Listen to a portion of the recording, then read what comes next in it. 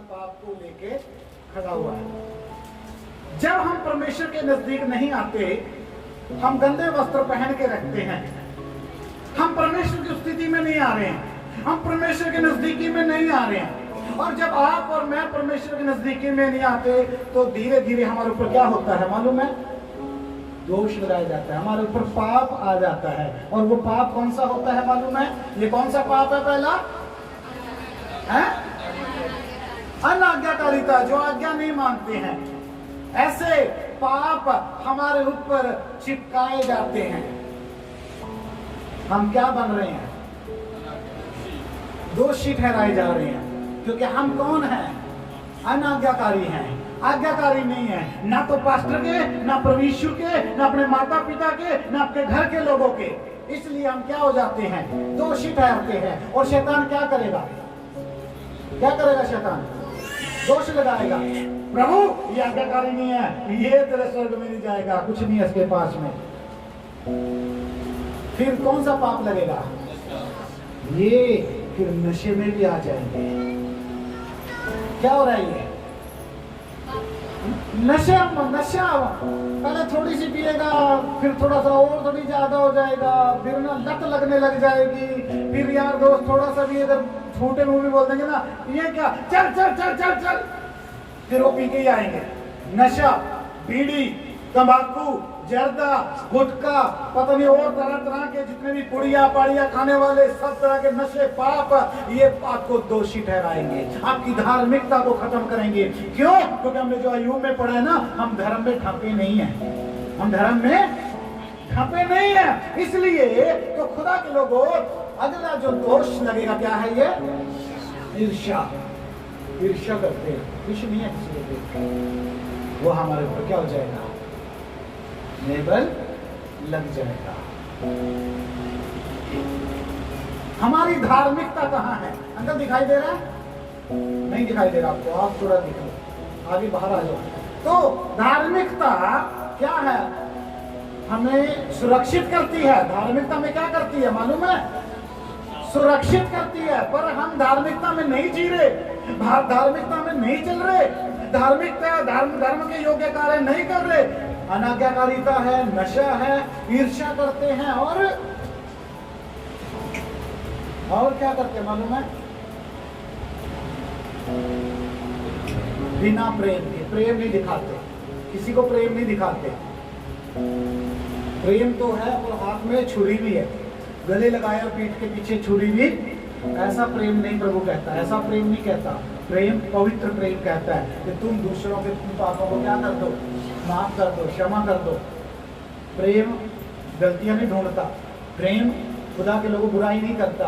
और बिना प्रेम के हम जीवन में कभी भी आगे नहीं बढ़ेंगे। ये क्या है? दोष है, ये बुराई है, हमारे ऊपर एक दोष लगता है। और तीसरा क्या है? आगे कौन सा है ये? पांचवा, चोरी। हम क्या कर रहे हैं? कितने लोग चोरी करते हैं? चोर हैं क्या? अगर आत्मिक रीति से देख के चोरी हम करते हैं? करते हैं। हालेलुया। हम आत्मिक रीति से देखें तो क्या करते हैं? प्रार्थना का समय चुरा लिया, संडे को 9:30 बजे आया तो हम 10:30-11 बजे आ रहे हैं तो चुरा लिया, है ना। आधा एक घंटा उधर से चुरा लिया, फिर दशमांश ना दे के तो चुरा लिया। हम क्या बोलते हैं, तो आत्मिक रीति से देखो तो ये वही। बाकी तो मैं नहीं बोलूँगा किसी ने 5 रुपये चुराए, 10 रुपये चुराए, है ना। तो ये बातें तो चलो दूर की बातें हैं। चोरी होती है ना, या परमेश्वर का चुराओ या फिर बाहर का चुराओ, चोरी नहीं। ये दोष लगेंगे हमारे ऊपर, ठीक है। हाथ खोल के रखो, हाँ जी। और नेक्स्ट क्या है? निंदा करते हैं। अगर आपके अंदर प्रेम है तो आप निंदा नहीं करोगे, किसी को बुरा नहीं बोलोगे, निंदा मत करना। ये दोष लगे जाएंगे हमारे ऊपर। ये हमारे ऊपर क्या लग रहे हैं? दोष लग रहे हैं। क्यों लग रहे हैं मालूम है? क्योंकि हम मसीह के पास नहीं जा रहे, हम यीशु के पास नहीं जा रहे, हम खुदा के पास नहीं जा रहे हैं। और अगला नेक्स्ट क्या है?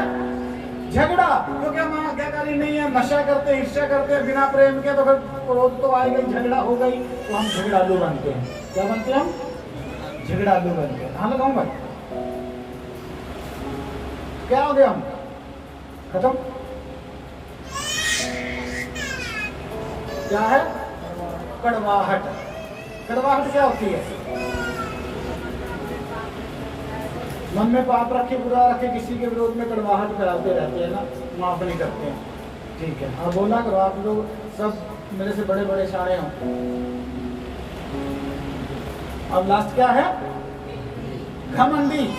ये घमंडी जो है, ये हमारे नुकसान बहुत करता है, मालूम है? एक तो आज्ञाकारी नहीं है, बिना प्रेम किया, झगड़े, ऊपर से कुछ आ गया तो घमंडी बन जाते हैं। घमंडी ना होना, वचन क्या था? दीन बनना। यीशु घमंडी नहीं बना, वो स्वर्ग का राजा था, स्वर्ग का परमेश्वर था, फिर भी वो क्या नहीं बना? घमंडी। अब इतनी तरह के दोष हमारे ऊपर लगेंगे, पाप लगेंगे, तो शैतान ने क्या किया? यहोशू के ऊपर। फिर से पढ़े अभी 2 वचन, जल्दी जोर से पढ़ना कोई। उस समय दूत के सामने यहोशू क्या था? क्या था? हालेलुया। उस समय यहोशू दूत के सामने क्या पहने हुए था? दोषी था, मैले वस्त्र पहने था। तो यहोशू कौन से कपड़े पहने खड़ा था? कैसे वाले महल थे? पहला महल क्या था?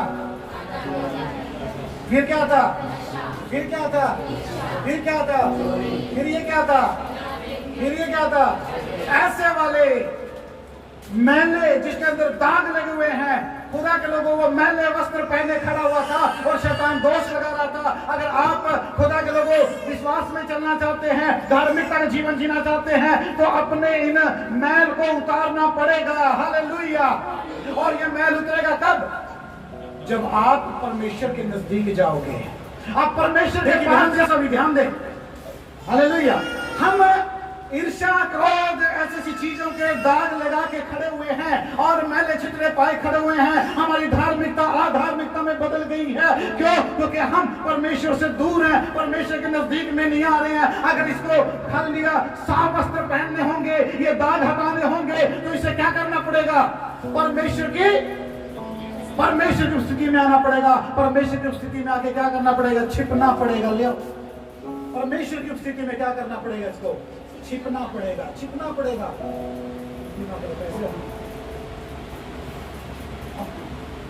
परमेश्वर ऐसे रहना आपको क्या करना पड़ेगा? परमेश्वर की स्थिति में छिपना पड़ेगा। कहां छिपना पड़ेगा? जब आप और मैं परमेश्वर की स्थिति में छिपेंगे, जब आप और मैं परमेश्वर की स्थिति में आ जाएंगे, उसकी हजूरी में आ जाएंगे, तब खुदा के लोगों वो परमेश्वर का वो वचन पूरा होगा। पढ़े उसको ब्रदर, 3 वचन फिर से पढ़ दे जल्दी से। उस समय यहोशू को दूत के सामने मैला वस्त्र पहने हुए खड़ा था। हाँ जी, पढ़ो पढ़ो। दूत ने उनसे जो सामने खड़े थे कहा इसके ये मैला वस्त्र उतारो। इसके क्या करो? क्यों? क्योंकि यहोशू कहां चला गया था?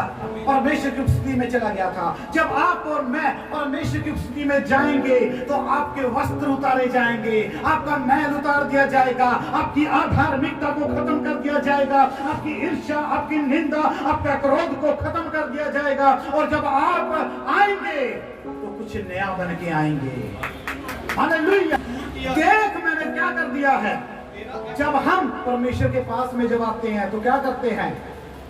हमारे अधर्म को परमेश्वर हटा दे। देखिए ध्यान से देखिए, अभी यहोशू का धर्म हट गया।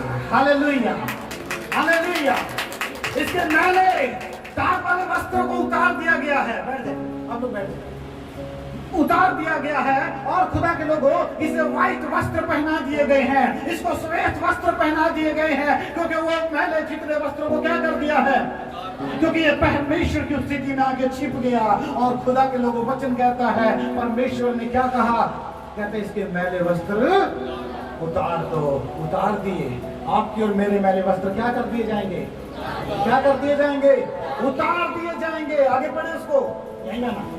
और मैं तुझे सुंदर वस्त्र पहना देता हूँ। हाँ, आप परमेश्वर ने इसे क्या कर दिए? सुंदर वस्त्र पहना दिए। वो पाप को हटा दिया, वो दाग को हटा दिया, वो ईर्ष्या क्रोध को हटा दिया और उन्हें क्या कर दिया? सुंदर वस्त्र। और आगे तब मैंने कहा इसके सिर पर एक हाँ, शुद्ध पगड़ी रखी जाए। हालेलुया। परमेश्वर ने क्या किया? उसके सिर के ऊपर सुंदर पगड़ी को बांधने के लिए आज्ञा दी। हालेलुया। ये पगड़ी एक खुदा के लोगों इनाम है आपके लिए। ये पगड़ी आपके लिए वो इनाम है जो खुदा के लोगों आपको हर लिए धार्मिकता के वस्त्रों को दिखाती है। ये वो है जो खुदा के लोगों आपके लिए इनाम दिया गया है। हालेलुया। समझ में आ रहा सभी को? आपकी धार्मिकता आपका अधार्मिकता का पाप हटा दिया गया। व्हाइट वस्त्र आपको पहना दिया गया।